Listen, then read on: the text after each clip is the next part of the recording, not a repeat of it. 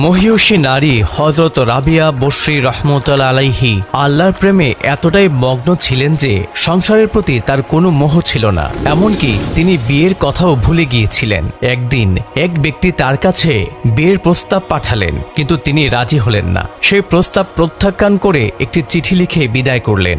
একবার বসরার গভর্নর মোহাম্মদ ইবনে সুলাইমান ইবনে হাশেমি রাবিয়ার গুণকীর্তন শুনে মুগ্ধ হলেন এবং বিয়ের প্রস্তাব পাঠালেন। তিনি দূতকে বললেন, তুমি গিয়ে রাবেয়াকে বলবে বসরার গভর্নর তোমাকে বিয়ের প্রস্তাব পাঠিয়েছেন। তুমি যদি সম্মত হও তাহলে আমার সব ধন সম্পদ তোমাকে দিয়ে দিব।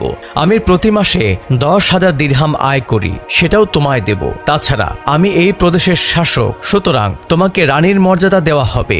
দাস দাসী, আরামায়েশ, বিলাসিতা কোনো কিছুরই অভাব হবে না তোমার। আশা করি তুমি আমার প্রস্তাবে রাজি হবে। কিন্তু দুনিয়ার কোনো সুখ সম্পদ বা বিলাসিতা রাবেয়া বসরিকে আকৃষ্ট করতে পারেনি। তাই তিনি গভর্নরের প্রস্তাব প্রত্যাখ্যান করে দূতকে বললেন, তুমি গিয়ে তাকে বলবে আমি রাবেয়া বলছি, দুনিয়ার প্রতি অনাসক্তি শান্তির কারণ, প্রক্ষান্তরে দুনিয়ার প্রতি আসক্তি অশান্তির মূল। আপনি যা কিছু করেছেন সবই দুনিয়ার জন্য, এবার অন্তত পরকালের জন্য কিছু করুন। আপনার সম্পদের উত্তরাধিকারী যেন অন্য কেউ না হয়, বরং আপনি নিজেই তা কাজে লাগান। অন্যথায় আপনার মৃত্যুর পর সম্পদ অন্যরা ভোগ করে নেবে।